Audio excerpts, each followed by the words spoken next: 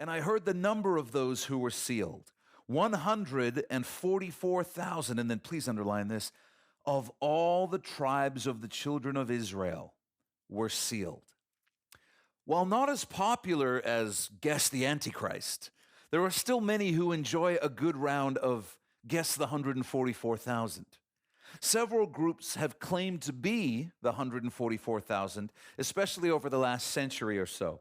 I'm going to mention some of them here, and if you're offended, please do some of your own research before you email me, because everything I'm telling you is factual religious history. Most of you have probably heard the 144,000 referenced in relation to Jehovah's Witnesses. Their movement was founded with the teaching that JWs would be the 144,000. That was all well and good until the 1930s, when the number of JWs began to exceed 144,000. But it wasn't anything that couldn't be solved by a few theological tweaks. The identity of the 144,000 was revised to be a group chosen by God to go to heaven, from where they will rule over all the other believers who will be spending eternity on a remade paradise-like earth. So now there's room for everybody. Brigham Young, the second president of the Church of Jesus Christ of Latter-day Saints, claimed the Mormons were the 144,000. However, they too grew beyond that number and had to revise their theology. At a minimum, both groups are guilty of the sin of failing to plan ahead. Ellen G. White, the founder of Seventh-day Adventism, said, quote, "Let us strive with all the power that God has given us to be among the 144,000, end quote. And while most Seventh-day Adventists would no longer believe or teach that, their founder clearly did. Suffice to say, all these groups were way off because, as you've probably discerned by now, the only way to be part of the 144,000 is to be a member of Gospel City Church. I'm just kidding. I'm just kidding. Who are the 144,000 really?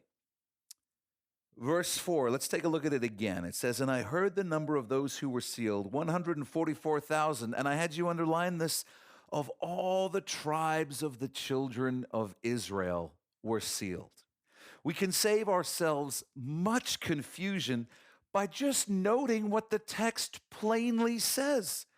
These 144,000 are of all the tribes of the children of Israel. In other words, they're Jewish.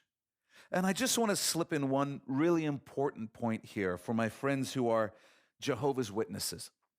I want to offer this challenge regarding the 144,000. How does it make any kind of sense to claim the number 144,000 is literal, but their ethnicity is allegorical? How can you switch your interpretation from literal to allegorical in the same sentence of the same verse without any type of hermeneutical justification? The truth is that you can't. Regarding the identity of the 144,000, Jehovah's Witnesses hold to a theology based on what they want the text to say, rather than what it plainly says. But God knew people were going to get weird regarding the identity and the ethnicity of the 144,000. He knew people would try to allegorize it or dismiss it as merely figurative. So the Lord was as redundant, as plain, and as specific as he could possibly be. To avoid any confusion, the Lord used a bunch of real estate in the book of Revelation to list out exactly where these 144,000 come from and who they are. Beginning in verse 5, they are of the tribe of Judah, 12,000 were sealed. Of the tribe of Reuben, 12,000 were sealed. Of the tribe of Gad, 12,000 were sealed. Of the tribe of Asher, 12,000 were sealed. Of the tribe of Naphtali, 12,000 were sealed. Of the tribe of Manasseh, 12,000 were sealed. Of the tribe of Simeon, 12,000 were sealed. Of the tribe of Levi, 12,000 were sealed. Of the tribe of Issachar, 12,000 were sealed. Of the tribe of Zebulun, 12,000 were sealed. Of the tribe of Joseph, 12,000 were sealed. Of the tribe of Benjamin, 12,000 were sealed. I get the feeling that when somebody says, I don't think that's talking about Jews, that God must be thinking, just stop. Just stop. What do you want me to do? It's right there. Just read it. I numbered them. I named the tribes. I said explicitly, they are from the tribes of Israel. Now, obviously, God doesn't do that. He's all-knowing, and so he is somehow never surprised by our stupidity. When we reach Revelation 14, verses 3 to 4, we're going to read this about the 144,000.